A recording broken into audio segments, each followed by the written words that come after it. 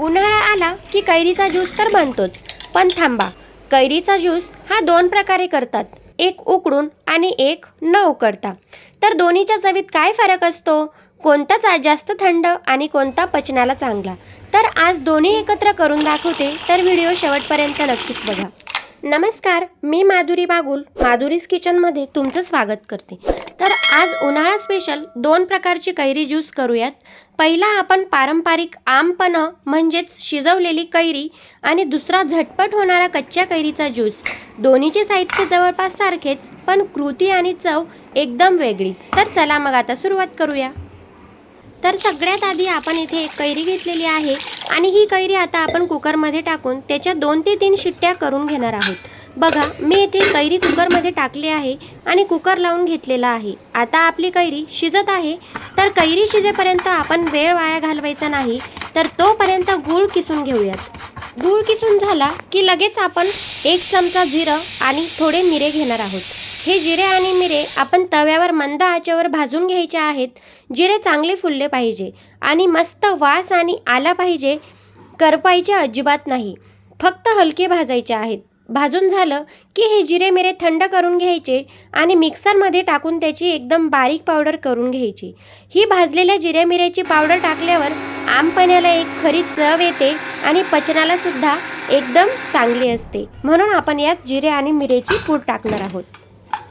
चला आता कुकर बघूयात. बघा, मस्तपैकी आपली कैरी शिजलेली आहे, एकदम मऊ झालेली आहे. आता आपण तिची साल काढून घेणार आहोत. गरम आहे, जरा जपून काढायची आहे. साल काढून झाली की त्यातील गरसुद्धा आपण चमचाने काढून घ्यायचा आहे. आणि महत्त्वाचं, सालीला जो गर लागलेला असतो तो सुद्धा आपण चमचाने खरवडून काढून घ्यायचा आहे. अजिबात वाया घालवायचा नाही, त्यातच तर खरी सगळी चव असते.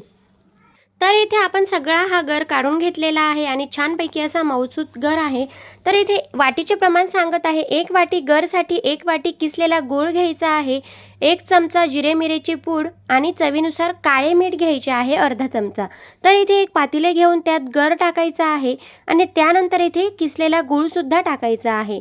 जिरे मिरेची पूड आणि काळे मीठसुद्धा यात मिक्स करायचे आहे आणि ते आपल्याला चांगले एकजीव होईपर्यंत मिक्स करून घ्यायचे आहे. तर येथे हे सर्व मिश्रण आपल्याला मिक्स करण्यासाठी थोडासा वेळ लागतो, परंतु ते सर्व एकजीव झाल्याशिवाय आपल्याला त्याची चव लागत नाही. म्हणून हे चांगले आपल्याला असे हे मिक्स करून घ्यायचे आहे आणि ते 10 ते 15 मिनिटे बाजूला ठेवून द्यायचे आहे. आता आपण कैरीचा ज्यूस बनवून घेणार आहोत. पन्ह तर झालंच, पण आता काही लोकांना कैरीचा ज्यूससुद्धा आवडतो. पण त्यासाठी मी इथे एक कैरी घेतलेली आहे. ही कच्ची कैरी आहे. आता तिची आपण साल काढून घेणार आहोत आणि साल काढून झाल्यानंतर तिच्या आपण बारीक बारीक फोडी करून घेणार आहोत. तर इथे आता 1 वाटी आपण कैरीच्या फोडी घेतलेल्या आहेत आणि त्यासाठी 1 वाटी साखर घ्यायची आहे. तर हे प्रमाण अगदी सम घ्यायचे आहे. जर तुम्हाला साखरेऐवजी गूळ आवडत असेल तर गूळ घेतला तरीसुद्धा चालेल. तर इथे मिक्सरचे भांडे घेऊन त्यात आपण कैरीच्या फोडी टाकायच्या. त्यानंतर इथे साखर टाकलेली आहे आणि येथे आता 10 ते 12 येथे पुदिन्याची पाने टाकलेली आहेत. तर यामुळे आपल्या ज्यूसला छान असा स्वाद येतो. आणि त्यानंतर इथे चवीनुसार इथे काळे मीठ अर्धा चमचा टाकायचे आहे आणि येथे आता आपण हे मिक्सरमध्ये याची बारीक पेस्ट तयार करून घ्यायची आहे. तर एकदम स्मूथ अशी ही पेस्ट झाली पाहिजे. तर आता इथे एक पातेले घेतले आणि त्यात आपल्याला ही सर्व जी पेस्ट आहे ती टाकून घेतलेली आहे आणि त्यानंतर येथे मी आता थंड पाणी टाकून घेणार आहे. तर त्यासाठी येथे 1 तांब्या मी थंड पाणी टाकणार आहे. पाणी टाकून झाल्यानंतर आपल्याला हे पुन्हा चांगले मिक्स करून घ्यायचे आहे आणि त्यानंतर इथे आता आपण जी जिरे मिरेची पूड करून घेतलेली होती ते इथे अर्धा चमचा टाकायचे आहे आणि आपल्याला पुन्हा हे चांगले मिक्स करून घ्यायचे आहे. मिक्स झाल्यानंतर येथे आता आपल्याला एका गाळणीने हे सर्व मिश्रण गाळून घ्यायचे आहे, म्हणजेच त्यात थोडेफार काही कण असतील तर ते सर्व निघून जातील. तर बघा, येथे मस्त फ्रेश असा आपल्या कैरीचा ज्यूससुद्धा तयार झालेला आहे आणि त्यात आता आपण बर्फाचे खडे टाकून घेणार आहोत. उन्हाळ्यात गारगार प्यायला खूप मज्जा येते आणि बघा किती फ्रेश असा रंगसुद्धा आलेला आहे. तर आता आपण हे ग्लासमध्ये ओतून घेणार आहोत. तर त्यासाठी मी येथे 2 ग्लास घेतलेले आहेत. बघा, एका ग्लासमध्ये मी कच्च्या कैरीचा ज्यूस ओतून घेतलेला आहे आणि हा झाला आपला सिंपल रॉ मँगो ज्यूस. आणि आता दुसरा ग्लास घेतलेला आहे, त्यात आपण जे कैरीचं पन्हं बनवलेलं होतं ना, त्याची पेस्ट 2-3 चमचे टाकून घ्यायचे आहे. आणि त्यानंतर आपल्याला लागेल तसे थंड पाणी यात ॲड करायचे आहे. जास्त पातळही नको आणि जास्त घट्टही नको. चमच्याने ढवळून बघायचे आहे आणि चव बघायची आहे. दोन्हीची चव वेगळी लागते. ज्यूस एकदम फ्रेश आणि आंबट गोड आणि पन्हं म्हणजे जिरा मिरीची खमंग चव.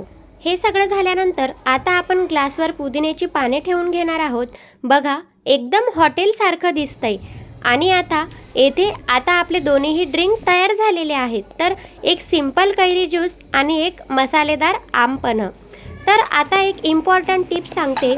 आपण हे कैरीचं पन्हं फ्रीजमध्ये 8 ते 10 दिवस आरामात टिकवून ठेवू शकतो.